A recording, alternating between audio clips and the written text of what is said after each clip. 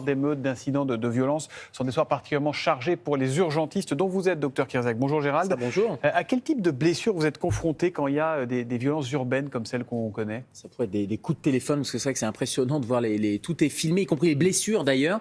Il y a, et vous avez raison de le signaler, il y a les émeutiers, il y a des victimes directes et indirectes, il y a les policiers aussi. Et tous ces victimes se retrouvent dans les services d'urgence avec essentiellement de la traumatologie. C'est-à-dire qu'on voit bien quand il y a de la violence, quand il y a des jets de projectiles, il y a de la traumato, ce qu'on appelle nous dans le jargon de la traumato, avec des fractures, des blessures, des plaies de la face par exemple, des brûlures, des blessures de flashball aussi, puisque il y a de l'utilisation d'armes qu'on appelle non létales, mais qui causent un certain nombre de traumatismes.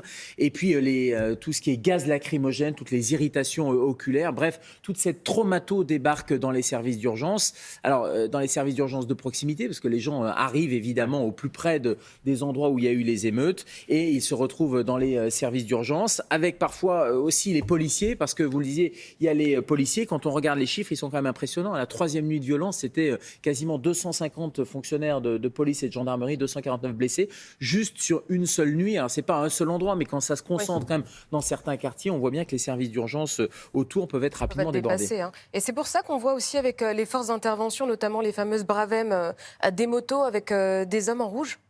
Entre autres, c'est-à-dire que les Bravem, qui ont beaucoup défrayé la chronique, mais qui permettent de se déplacer relativement rapidement, ce sont des policiers, mais derrière, il y a effectivement des motards qui ne sont pas des policiers, qui sont des pompiers. Ce sont les motos d'intervention rapide, et il y a 2 objectifs. C'est d'être au plus près mobile pour éteindre des incendies et éviter qu'il y ait des blessés, qu'il y ait des incendies qui ne se propagent et des risques de brûlure, et aussi pour porter secours à la fois aux fonctionnaires de police et porter secours aussi à des blessés qui nécessiteraient des premiers soins. Donc c'est vraiment des pompiers, des secouristes qui sont au plus près, mobiles et rapides en termes d'intervention. Puis on le rappelle parce que le SAMU doit se déplacer aussi, les pompiers se déplacent indépendamment de ces brigades motorisées.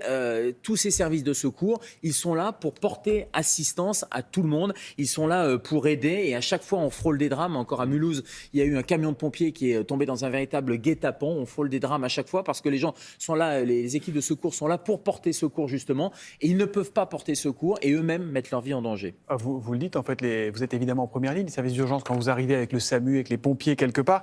Est-ce qu'il y a une protection particulière quand le contexte est tendu comme ça? Il y a certaines interventions qui se font avec la protection policière, mais de manière générale en médecine d'urgence, quand on intervient en équipe de SAMU, on intervient quand le périmètre est sécurisé. C'est-à-dire qu'on ne va pas aller... Vous savez, en secourisme, on dit la première des étapes, c'est de protéger. Donc on va protéger qui? Soi-même. Donc on protège les équipes, donc il faut que le périmètre soit sécurisé pour pouvoir intervenir. Et puis il y a les services, ça c'est les équipes de SAMU qui interviennent, mais il y a aussi les équipes d'urgence, les services d'urgence qui peuvent être victimes d'intrusions. Il y a des cabinets médicaux, paramédicaux, des pharmacies qui ont été attaqués. Et puis les services d'urgence, il peut y avoir aussi des intrusions, et c'est très compliqué parce qu'il faut continuer à soigner tout le monde, y compris des gens qui n'ont rien à voir avec les émeutes, qui font un infarctus, qui font un AVC, il faut continuer à les prendre en charge. Et puis aussi des émeutiers et des policiers. Et juste à ce sujet-là, je rappelle qu'il y a un code de déontologie et qu'on soigne vraiment sans discrimination. Le médecin doit soigner sans discrimination ni d'opinion politique, que ce soit des victimes ou que ce soit des émeutiers.